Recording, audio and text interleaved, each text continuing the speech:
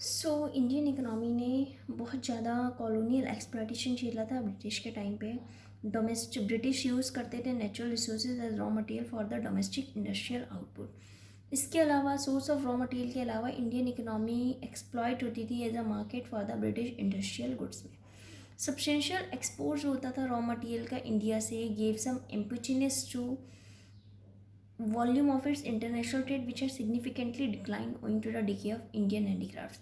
इसलिए वो डिक्लाइन होते हैं क्योंकि इंडियन हैंडीक्राफ्ट्स वगैरह का बहुत ज़्यादा वहाँ पे यूज़ नहीं होता था, क्योंकि ब्रिटिशर्स के राज में इतना इंडियन को सपोर्ट नहीं मिल पाया था। ठीक है, on the eve of independence से पहले जो हमारा बैलेंस ऑफ ट्रेड था, यानी कि export minus import, was favourable, वो फेवरेबल था, यानी कि एक्सपोर्ट ज़्यादा था, इम्पोर्ट कम होता था। हम लोग बाहर ज़्यादा सामान बेचते थे और बाहर से कम सामान हमारे यहाँ आता था। ठीक है, 1946 से 1947 तक excess of exports over imports were estimated as of 31 crore. Though in 1947 से 1948 तक बैलेंस ऑफ ट्रेड जो है 14 करोड़ तक हो गया था। As regard direction of trade it was largely confined, restricted था सिर्फ ब्रिटेन तक, सिंपली बिकॉज क्योंकि जो ब्रिटिश रूलर्स थे वो एक्सप्लॉइट करते थे इंडियन इकोनॉमी को as a source of raw material and as a market for their exports. सिर्फ एक मार्केट की तरह यूज़ करते थे और एक सोर्स की तरह यूज़ करते थे रॉ मटेरियल का। जो कंपोजिशन था ट्रेड का indicated backwardness of the economy as our exports included largely of raw material while our imports included largely of finished goods. ठीक है, नेक्स्ट है, ठीक है, ये तो हमने पढ़ लिया कि इंडियन इकोनॉमी कैसी थी हमारी, इंडियाज़ फॉरेन ट्रेड कैसा था at the time of independence. अब आ जाइए नेक्स्ट में, India's foreign trade after independence. Independence के बाद इंडिया फॉरेन ट्रेड कैसा था। So under plan programmes of development India's foreign trade recorded a noticeable change. कुछ चेंजेस हैं, जैसे आपको मैं बताती हूँ। फर्स्ट आएगा हमारा जो परसेंटेज हुआ था, परसेंटेज राइज हुआ था एक्सपोर्ट्स में, और इम्पोर्ट्स जो है थोड़ा बेस इफेक्ट में आ गई थी। It means initially the volume of exports and import was very low, accordingly even a small increase in the total volume shows a significant rise in terms of percentage rise. क्योंकि मैंने आपको बताया उस time पे export और import बहुत कम था British के राज में, लेकिन आफ्टर द इंडिपेंडेंस इसमें थोड़ा सा चेंज आया। While over the time India's exports and imports have tended to rise, India's share in the global trade has tended to decline. अगर हम लोग इंडियाज़ एक्सपोर्ट्स और इम्पोर्ट्स की बात कर रहे हैं कि वो थोड़ा बढ़े, तो इंडिया का जो शेयर था ग्लोबल ट्रेड में वो भी थोड़ा कम हुआ। इट डिक्लाइन फ्रॉम 1.8% से 1950 से 1951 में ये हमारा 1.8% था, और 1991 में ये 0.5% हुआ। ठीक है, तो वो भी थोड़ा कम हो गया। It is only after the initiation of economic reforms that India's share in the world trade has tended to improve. वो क्या हुआ, थोड़ा इम्प्रूव हुआ। 2015 से 2016 तक इंडिया का शेयर जो एक्सपोर्ट ट्रेड में था वो 2.0% था, और इम्पोर्ट ट्रेड कितना था, 2.4%. Again, it is only after the initiation of economic reforms that change in the volume of trade has become significant. ठीक है, तो ये हमारी है India's foreign trade before independence and after independence. अब आ जाइए हमारा next topic, that is composition of foreign trade. Composition of foreign trade मतलब होता है items of export and import. Foreign trade में एक्सपोर्ट आता है और इम्पोर्ट आता है, जो भी उसके आइटम्स होते हैं उसको हम लोग कंपोजिशन ऑफ फॉरेन ट्रेड बोलते हैं। ठीक है, इसके कुछ पॉइंट्स हैं जो हाईलाइट करते हैं principal changes with regard to export and import items of India's foreign trade. So first, a decline in percentage share of agriculture export. There has been a significant decline in percentage share of agriculture items in total export. It happened owing to the fact that India started using its farm product as raw material for its domestic need. कि India ने जो उसके farm product होते थे उनको raw material की तरह use करने लगा अपने डोमेस्टिक इंडस्ट्री के लिए। सब्सटेंशियल राइज हुआ इंडियाज पॉपुलेशन में, has raise the domestic consumption of farm products. Next है decline in percentage share of conventional items. Conventional items of India exports, India conventional items of India exports में आते हैं आपके jute, tea, food grains and minerals.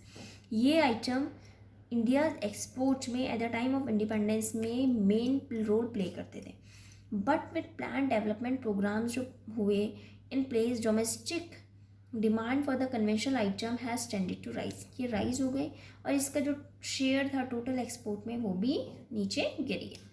ठीक है, क्यों? क्योंकि जब उसका किसी चीज़ का कंजप्शन हमारी कंट्री में ही बढ़ जाएगा तो हम उसका एक्सपोर्ट क्यों करेंगे? ठीक है, तो उसका हम जो अपनी कंट्री में ही बढ़ गया है तो हम उसका कंजप्शन करेंगे। कंजप तो एक्सपोर्ट कब करते हैं हम? जब सरप्लस होता है, यानी कि domestic production is greater than domestic consumption. Okay, now next one is increase in percentage share of manufactured good. Percentage share of manufactured goods in total exports has tended to rise. जो percentage share था manufactured goods का वो भी क्या हुआ? increase हुआ।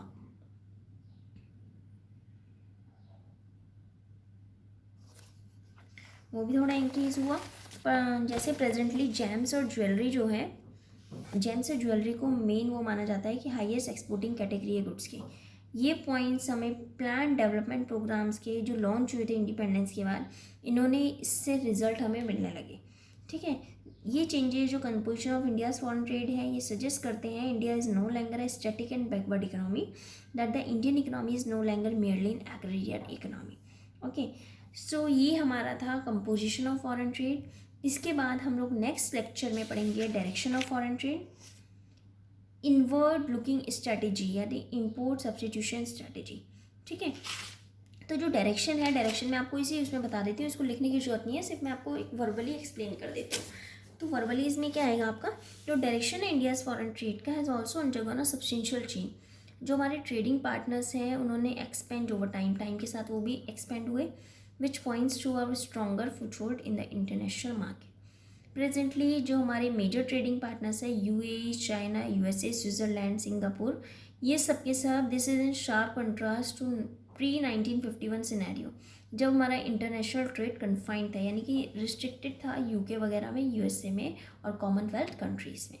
ठीक है, नोटेबल फीचर जो है directional pattern of India's foreign trade का is that in the recent years UAE emerge हुआ एक लीडिंग ट्रेडिंग पार्टनर की तरह। यूएसए जो लीडिंग पार्टनर था 2007-8 में, वो भी थर्ड पोजीशन में आ गया। ठीक है, तो यूएसए शेयर जो था इंडियाज़ एक्सपोर्ट में 2016 से 17 में, उसको हमने 15.3% देखा था 2016-17 में, और जो यूएई का था वो 11.3% है। ठीक है, so likewise China share in India's export was recorded to be 3.7%। As far as India's export is concerned, तो चाइना ने फर्स्ट पोजीशन ली थी, 15.9% शेयर था उसका, जो फॉलोड किया था यूएसए ने और सऊदी अरेबिया ने और स्विट्ज़रलैंड ने। Saudi Arabia has also emerged as our significant trading partner, recording about 4% share in India's foreign trade. It is interesting to note that wake of globalization and foreign trade, Chinese goods have dominated the Indian markets much more than the Indian goods to the Indian China। आपने देखा होगा कि Chinese जो सामान होता है वो Indian markets में ज़्यादा बिकने लगा। अब ये तो कोविड और कोरोना की वजह से ऐसा हो गया है कि चाइनीज़ ऐप्स वगैरह, चाइनीज़ आइटम सब बैन हो गए। लेकिन आपको पता है कि जो भी चाइनीज़, पहले हर चीज़ चाइनीज़ बिकती थी, इंडियन को लोग इतना क्या प्रेफरेंस नहीं देता जितना चाइनीज़ प्रोडक्ट को देते थे। ठीक है, क्योंकि चाइनीज़ में क्या होता है, एक तो रेट सही होते हैं उसके, चीप होते हैं, दूसरा कि उसके डिज़ाइन यानी कि लुक वाइज अगर हम बात करते हैं तो वो ज़्यादा अच्छे होते हैं as compared to the Indian goods. ठीक है, तो चाइनीज़ प्रोडक्ट्स को, जो चाइनीज़ सामान है वो मार्केट में ज़्यादा बिकने लगा, इंडियन मार्केट। लेकिन ऐसा नहीं है कि चाइना में इंडियन की मार्केट, इंडियन प्रोडक्ट्स, ऐसा नहीं है। इंडिया में चाइनीज़ प्रोडक्ट बिकने लगे, लेकिन चाइना में चाइनीज़ ही बिकते थे, इंडियन नहीं बिकते थे। ठीक है, अब ऐसा हुआ है, वो तो कोरोना और कोविड की वजह से ऐसा हुआ है कि यहाँ पे चाइनीज़ आइटम वगैरह बंद कर दिए हैं, आपको पता ही होगा। ठीक है, तो consequently our imports from China have risen much more than our exports to China, यानी कि जो बाहर से सामान ज़्यादा आता था चाइना से, यहाँ से कम बाहर जाता था सामान, है ना। यहाँ से नहीं जाता था इतना सामान चाइना में जितना बाहर से चाइना से सामान यहाँ आता था हमारे इंडिया में। China has succeeded much more then India in harnessing the gains of international trade. तो इसी से आपको पता लग रहा हो कि चाइना को ज़्यादा प्रॉफिट हुआ, क्यों? क्योंकि वहाँ का सामान हमारे इंडिया में ज़्यादा बिकने लगा। तो लोग वगैरह जो इंडियंस भी होते थे वो क्या करते थे, इंडियन गुड्स को प्रेफरेंस ना देके चाइनीज़ को देते थे। क्यों? Because of rate and because of its looking. ठीक है, उसका डिज़ाइन आपको पता होगा कि जितने भी चाइनीज़ आइटम होते हैं दिखने के भी अच्छे होते हैं और सस्ते भी होते हैं। जैसे अगर आप लोग, हम बात करते हैं सैमसंग फ़ोन की, ठीक है, नोकिया फ़ोन की, तो आपको पता है ये महंगे फ़ोन है, लेकिन सेम फीचर्स जो इन फ़ोनों में मिलेंगे वही सेम फीचर्स चाइनीज़ फ़ोन जो आ रहे हैं जैसे एम आई वगैरह उनमें भी मिलेंगे और वो रेट उनमें सही है, तो लोग किसको प्रेफरेंस देंगे? वो चीज़ लोग देखते हैं, अरे लोग उसमें इसमें नहीं जाते हैं कि ठीक है उनको कंपनी, वो देखते हैं अरे यार ये तो चलो ठीक है, सेम प्राइस है, सेम ही फीचर्स है, रेट भी सही है, तो लोग उसी को ज़्यादा प्रेफरेंस देते हैं। ठीक है, तो ये हमारा चाइनीज़ के ऊपर था। इसके बाद हम लोग, हमारा इसमें टॉपिक बचेगा इम्पोर्ट सब्स्टिट्यूशन स्ट्रेटेजी। छोटा सा टॉपिक है, उसको हम लोग अपने नेक्स्ट लेक्चर में स्टार्ट करेंगे। तो ये हमारा जो चैप्टर है नेक्स्ट लेक्चर में कंप्लीट हो जाएगा। And you have to do your home assignment in your fair notebook. Okay, इसके बाद आपको जो इसमें मेन पॉइंट्स पढ़ने हैं, एक तो पढ़ना है इंटरनेशनल ट्रेड क्या होता है। International trade is also known as foreign trade. If somebody asks you that what is foreign trade, so answer is same as international trade। next आएगा आपका इसमें gains of trade at the time of independence, international trade and international trade after independence। ठीक है, तो ये चीज़ें हम पढ़ेंगे। इसके बाद जो नेक्स्ट चैप्टर, नेक्स्ट टॉपिक में हम लोग पढ़ेंगे यानी कि इम्पोर्ट सब्स्टिट्यूशन वाली वो पढ़ेंगे, उसके गुड इम्पैक्ट क्या हुआ है, बैड इम्पैक्ट क्या है वो पढ़ेंगे। तो वो बहुत छोटा सा लेक्चर होगा, ये हमारा जो लेक्चर था ये इसमें कवर हो गया। ठीक है,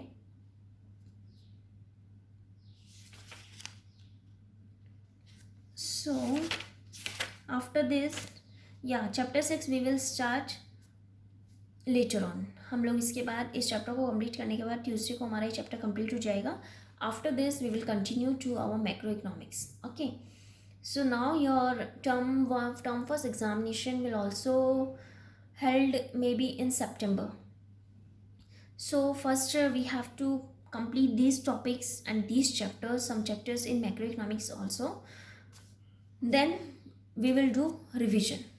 क्योंकि जो मुझे रिज़ल्ट मिला है मैं ज़्यादा अच्छा नहीं मिला है, सब लोगों ने गूगल से इधर उधर से देख के आंसर लिखे हैं। तो जो यूनिट में था, यूनिट में आप लोगों ने देखा होगा कि हमें ज़्यादातर न्यूमेरिकल नहीं आया था, उसमें सिर्फ थ्योरी था, दोनों चैप्टर्स के वन चैप्टर आए थे। लेकिन टर्म में क्या होगा, आपके पास न्यूमेरिकल पोर्शन भी आएगा। So we will save our time so that we can do our revision work also, okay, before our term first examination। okay, thank you, have a nice day।